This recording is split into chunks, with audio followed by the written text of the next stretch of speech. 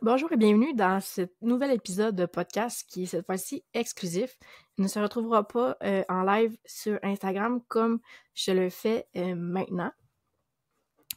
La raison est simple, c'est que je suis en ce moment avec mes enfants et je profite d'une petite accalmie pendant qu'ils sont occupés pour enregistrer ce podcast-ci, mais je suis pas certaine que ça va le faire en live. De toute façon, je pense que mon énergie est complètement différente quand j'enregistre seule, mais aussi quand j'enregistre en live. J'ai remarqué, moi, en m'écoutant, que mon énergie était différente. Donc, je vais profiter pour t'envoyer l'invitation de me dire ce que tu préfères. Moi, personnellement, j'aime bien enregistrer en live avec vous parce que vous me nourrissez de votre énergie en même temps que j'enregistre et je me sens moins seule dans ces discussions-là. Par contre, j'ai l'impression que quand j'enregistre seule, mon énergie est plus douce, justement. Donc, si tu as envie de me partager tes préférences, ça va me faire plaisir de les entendre et d'ouvrir mes perspectives à ce que mon audience préfère.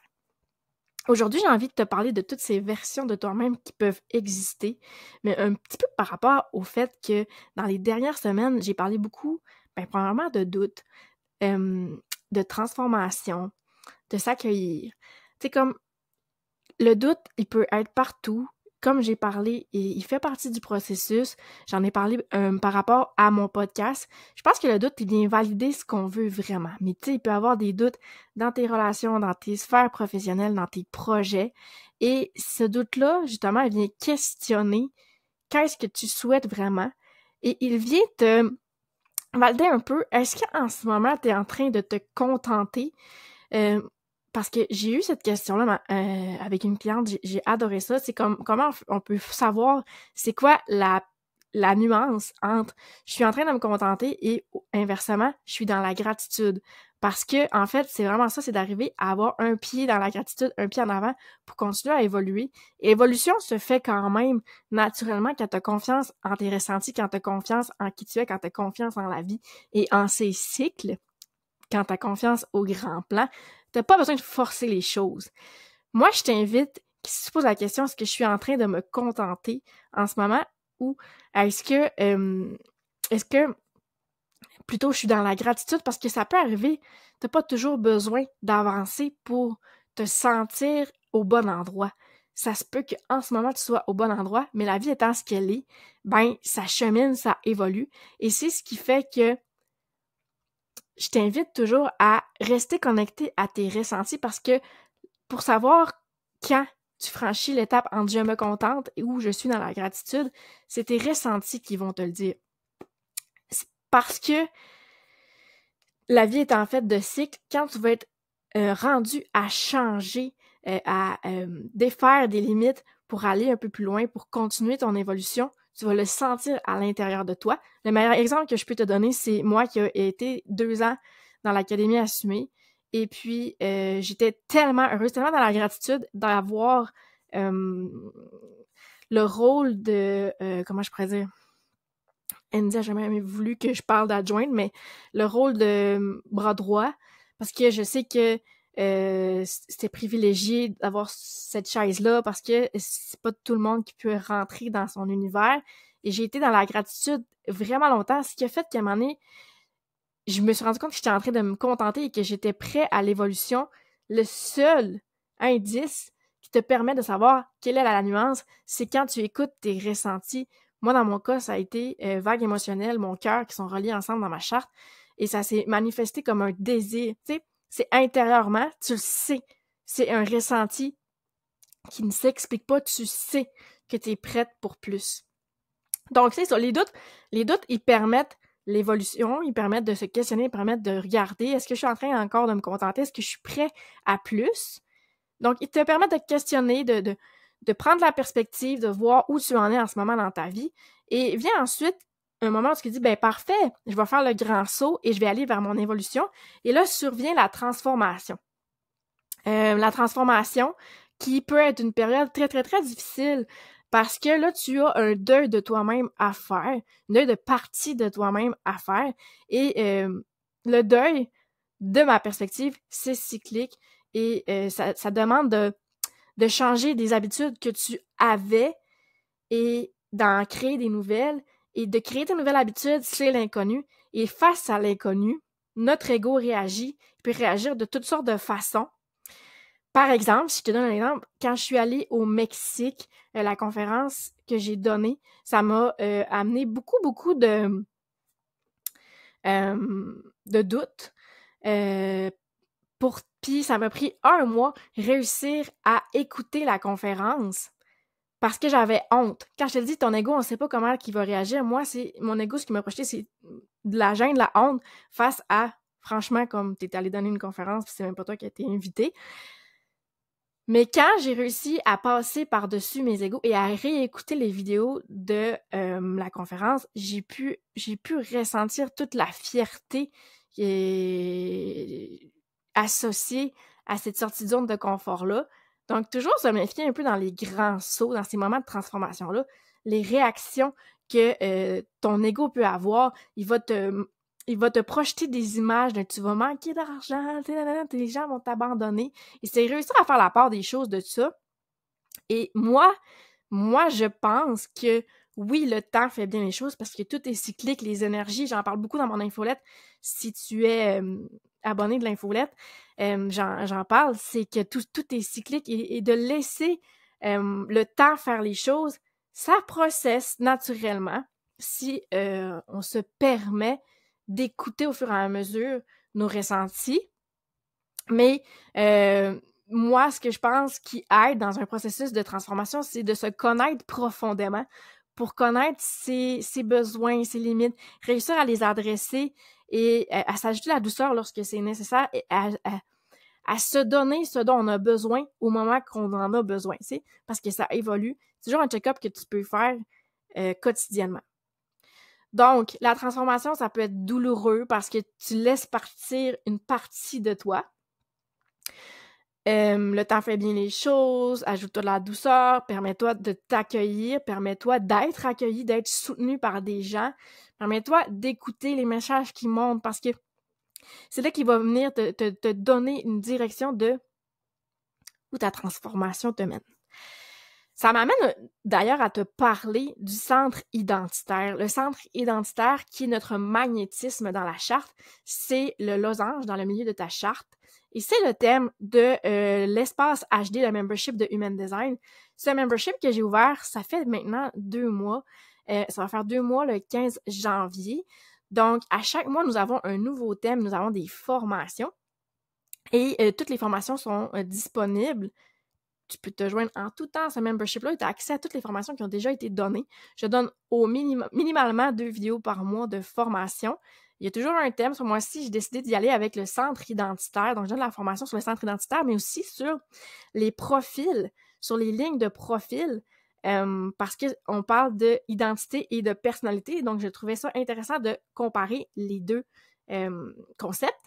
Donc, il y a toujours dans l'espace HD la formation. Donc, si tu veux compléter un petit peu plus les informations concernant le centre identitaire, ben, tu peux t'inscrire à mon espace HD. Effectivement, je te fais un résumé rapidement, mais tu as accès à 2 vidéos de formation par mois, 3 moments cocooning Zoom. Donc, c'est des moments Zoom, 3 par mois. Parfois, j'ai des invités. Habituellement, depuis le début, en tout cas, j'invite des gens. Donc, mais je me mets pas la contrainte d'obligatoirement avoir un invité, mais en général, j'invite quelqu'un pour venir partager sa vérité. Donc, dans un des 3 moments cocooning Zoom, tu as accès à ces ateliers-là. Ça peut être des Q&A qu'on fait, ça peut être des cercles d'échange aussi dans les 2 autres moments cocooning Zoom qui sont animés par moi. Par exemple, le 11 janvier, j'anime moi-même un atelier sur porter une intention sur son année. Donc, on se laisse vraiment porter par les besoins. Le membership, on était aussi une belle communauté. On n'est pas nombreux, mais les gens qui sont dans la communauté, je les considère comme des gens de qualité.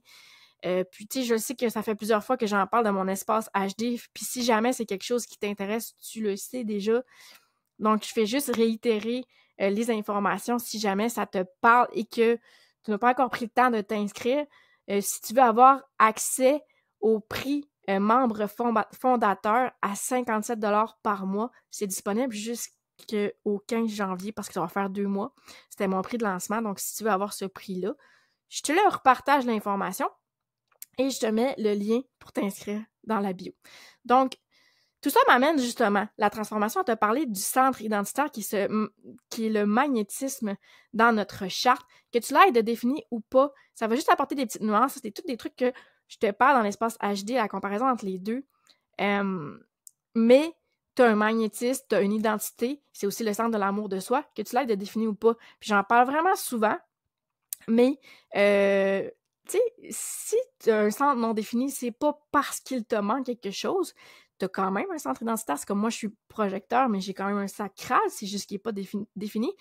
C'est l'inconstance et ça amène une dynamique différente dans ta façon de ressentir les choses, mais tu as quand même une identité, effectivement. Donc, dans ce processus de transformation-là, j'ai envie de t'apporter un peu comme mes collectes de données par rapport à moi, la transformation que j'ai vécue à l'automne. C'est que j'ai l'identité qui est définie et moi, ce que j'ai observé, c'est que possiblement, parce que je me sentais perdue, soit possible.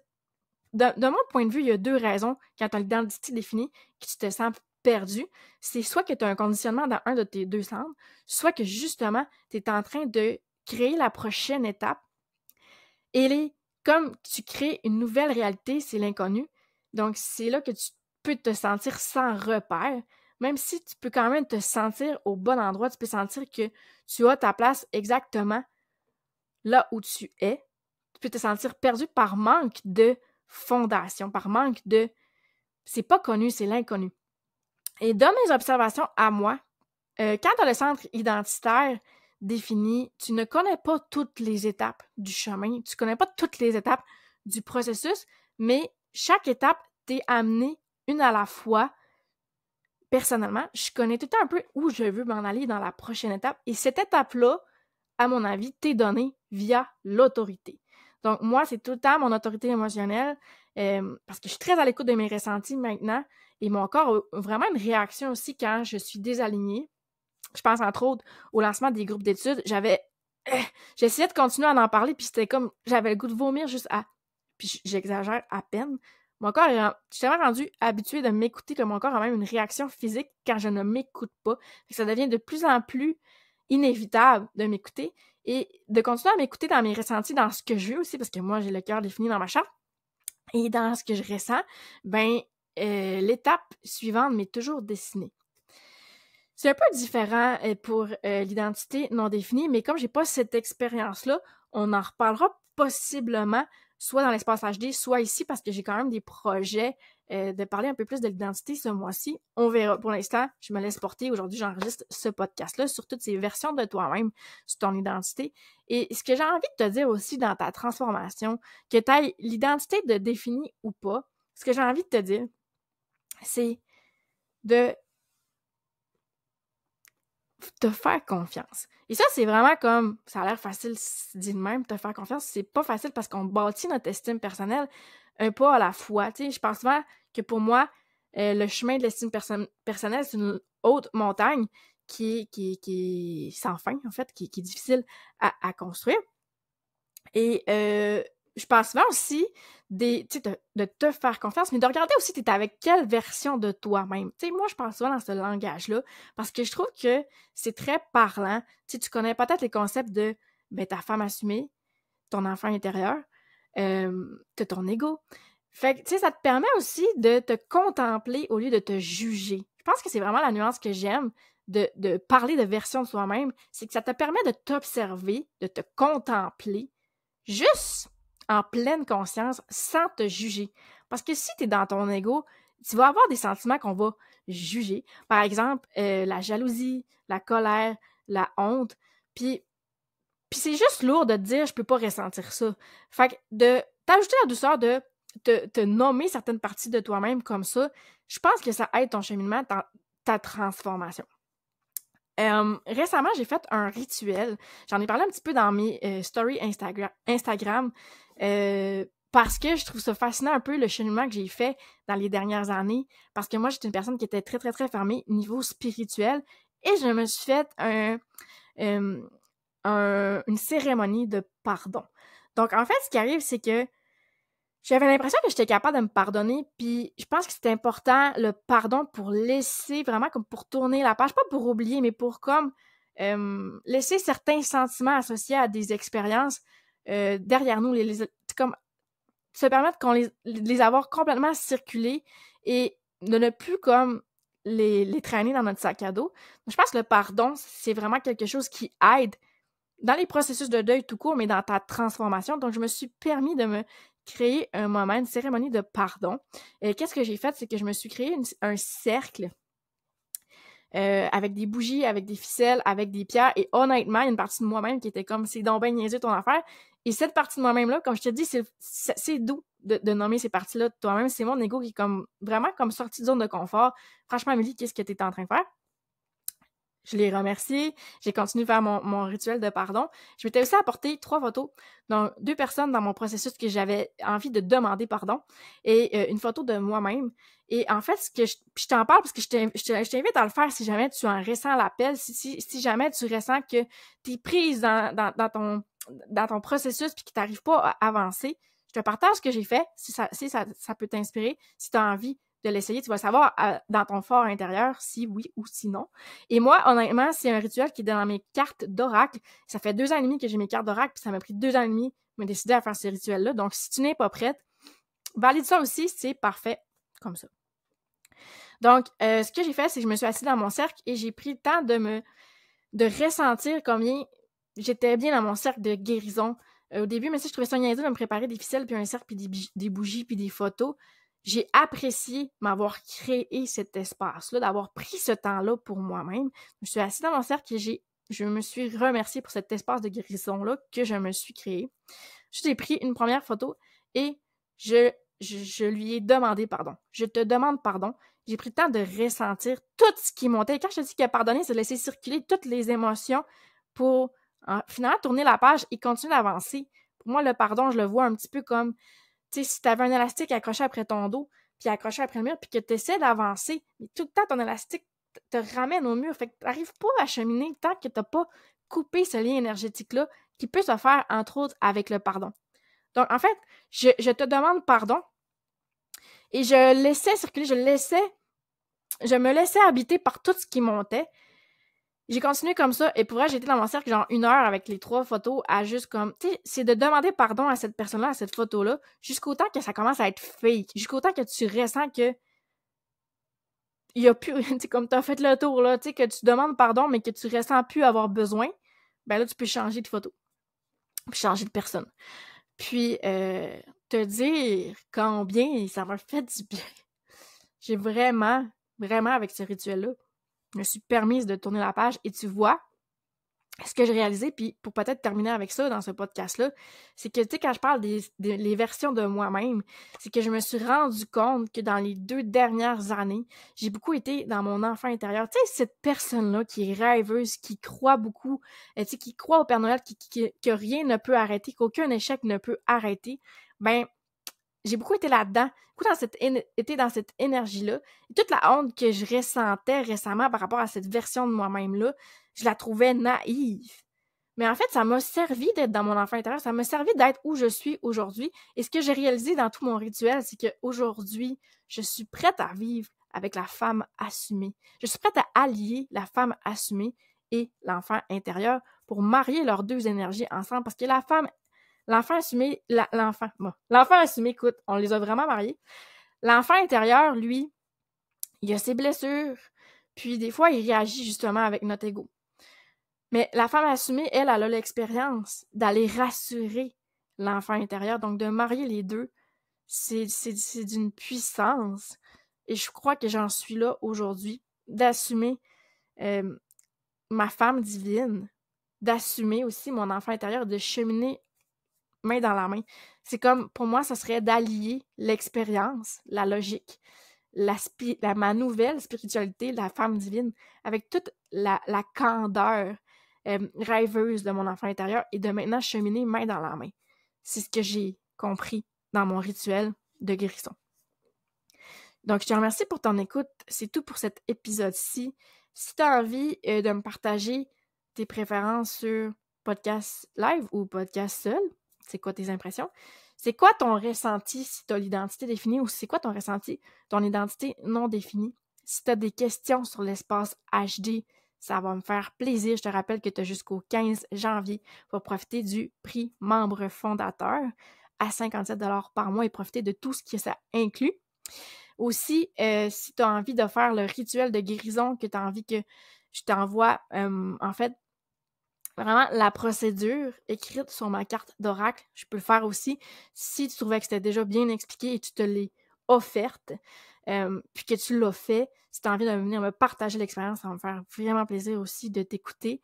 Je ne fake jamais quand je dis que j'aime ça connecter, j'aime ça jaser avec vous. C'est ce qui m'a manqué vraiment beaucoup dans le temps des fêtes. J'ai connecté en personne avec ma gang, mais connecté avec des gens qui ont, disons, les mêmes valeurs, le même cheminement de vie, qui sont intéressés par les mêmes choses. C'est quelque chose de plus dans ma vie, puis j'aime vraiment ça connecter avec vous, donc je t'en fais l'invitation. Ce sera tout pour aujourd'hui. Je te souhaite une belle journée, puis on va se dire à la prochaine. Bye bye.